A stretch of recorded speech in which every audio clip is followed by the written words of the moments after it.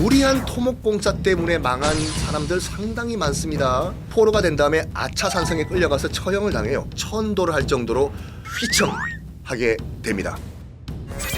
역사 여기까지 몰랐던 역사, 궁금했던 역사와 함께하는 썬킴의 이런 역사 이야기에 썬킴 인사드리겠습니다. 지금이야 100세 시대 하지만 약 1500년 전에 거의 100년을 살았던 왕이 있습니다. 그래서 시호가 장수가 된 고구려의 왕, 장수왕입니다. 끊임없이 영토를 넓히는 남진 정책을 펼쳐왔는데요. 어디까지 영토를 확장했는지 화면으로 함께 만나보시겠습니다.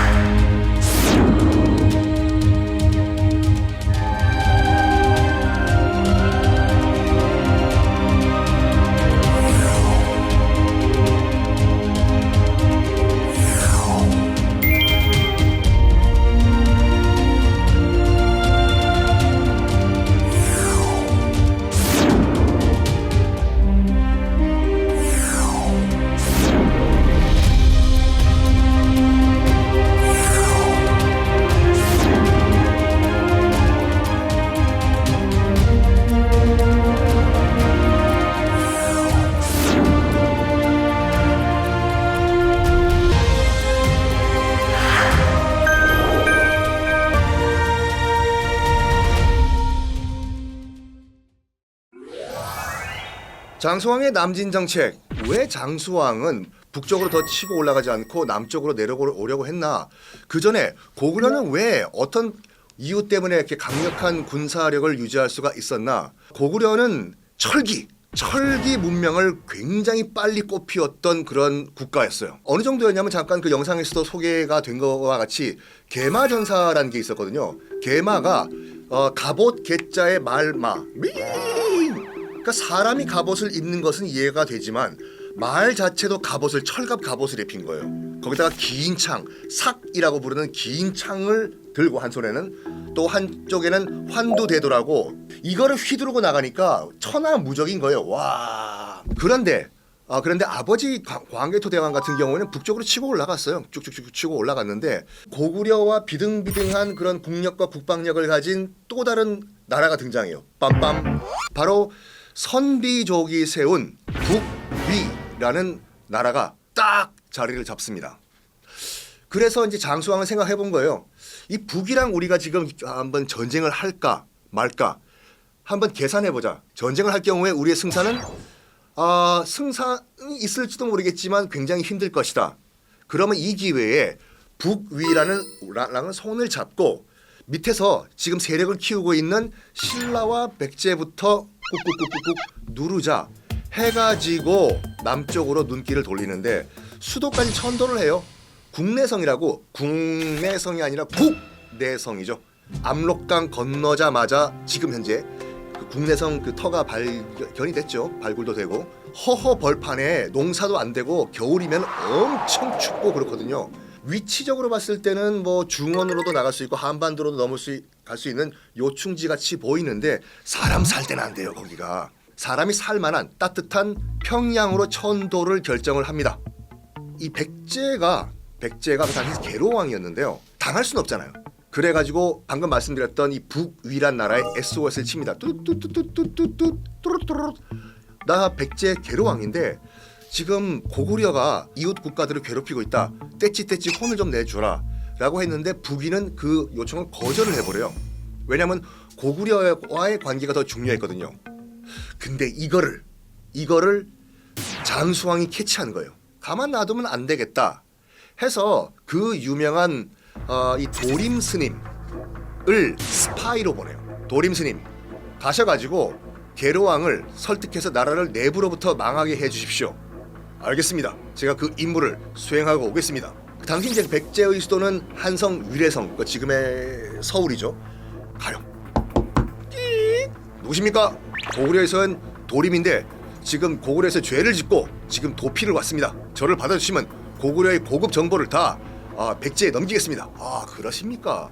근데 계로왕도 안 믿어요. 어떻게 그걸 바로 믿어? 그래서 약간 거리를 둡니다. 계로왕이 바둑 매니아라는 소리를 듣고 저기 바둑을 잘 두신다고 들었는데 대왕께서 저와 한수 한번 안 두시겠습니까?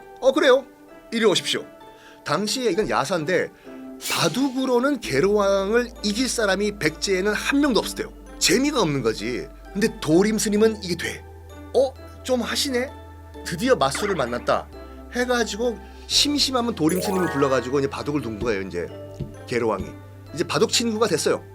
그러다가 슬슬 도림 스님께서 대왕, 이 백제가 참 뭐라고 할까, 이제 그 큰 대국으로 성장을 하고 있는데 이 궁궐의 사이즈를 보십시오. 이 대왕의 그런 그 업적과 어울리지가 않습니다. 지금 한강 주변에 있는 성벽을 보십시오. 저 고구려군이 내려오면 저 성벽 바로 무너집니다. 보강 공사를 하시고 궁도 더욱더 화려하게 만드십시오. 여기에 넘어가요. 맞다. 나의 이런 위대한 업적에 어울리지 않는 이 궁전 사이즈, 이거는 있을 수가 없다. 토목공사를 실시를 합니다. 무리한 토목공사 때문에 망한 사람들 상당히 많습니다. 그 유명한 진시황. 진시황이 여러분들 그 기원전 221년에 중국을 통일한 다음에 통일 진나라가 몇 년 간 줄 아십니까? 통일 진나라가 겨우 15년 가요. 왜 그러면 그 진시황의 통일 진나라가 15년밖에 안 갔냐? 여러 가지 이유 중에 결정적인 게 토목공사였어요. 우리가 알고 있는 만리장성 건설, 그리고 아방궁, 그리고 자기 능, 진시 황릉, 총 동원된 인부가 약 300만 명 정도 됐다고 하거든요. 아방궁이 왜 아방궁인지 아세요? 아가 그 한자를 보시면 넓다의 뜻도 있거든요. 넓은 방의 궁이에요, 말 그대로. 정확한 기록은 없지만 아방궁의 가장 큰 건물 안에는 10,000명이 동시에 앉을 수가 있었다. 알 수는 없어요.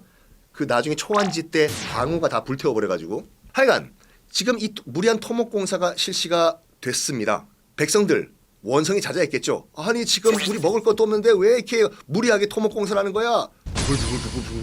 끌어오고 있을 때 장수왕이 쳐내려 와가지고 계로왕은 포로가 된 다음에 아차산성에 끌려가서 처형을 당해요.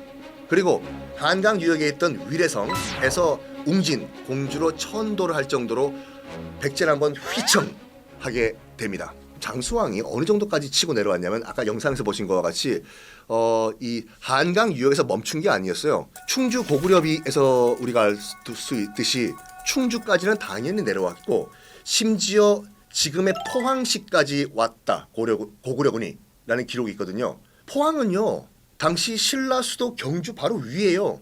그러니까 수도 바로 위까지 고구려군이 쳐들어온 거거든요. 마침 그때 신라가 SOS를 다 친 거야. 백제, 왜, 가야 다쳐가지고 연합군이 몰려와가지고 겨우 신라가 망하는 것은 막았다 하거든요. 북위 얘기해 봅시다. 북위가 중국사에서 굉장히 큰 위치를 차지하고 있는 나라예요. 북위 그러면 난 그런 거 못 들어봤어. 그렇게 하시면 안 돼요. 그 이전에는 그 땅에는 흉노족이 흉노 제국을 건설하고 있었어요. 근데 주인이 바뀌었어. 북위는 선비족이 세운 제국이에요. 그러면 원래 그 땅에 살던 흉노는 방 빼야 되겠죠. 그래서 밀려났어요. 서쪽으로 밀려나가지고 점점 서쪽으로 흉노가 밀려나는데 문제는 흉노가 자신들의 문자가 없었기 때문에 그 자기의 역사 기록이 없어요.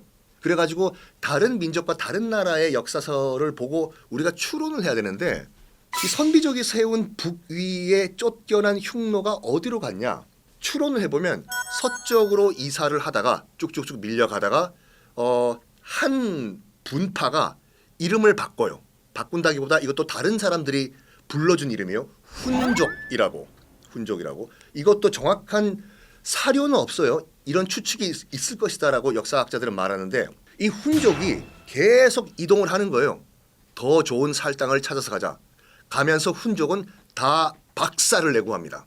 파괴, 박살. 그래서 어디까지 가냐면 지금의 동유럽까지 가거든요.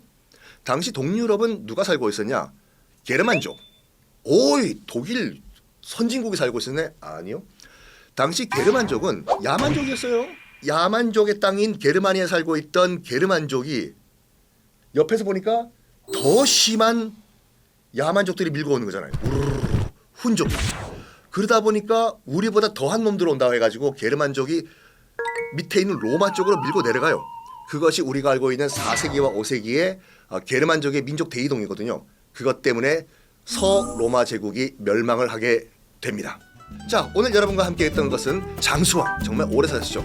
장수왕의 남진 정책과 백제의 천도, 한성 위례성에서 공주로 이사를 간 이야기, 그리고 그 과정에서 우리가 숱한 드라마에서 봤던 도림 스님과 계로왕의 바둑 대결까지 해봤습니다. 지금까지 썬킴이었습니다. 감사합니다.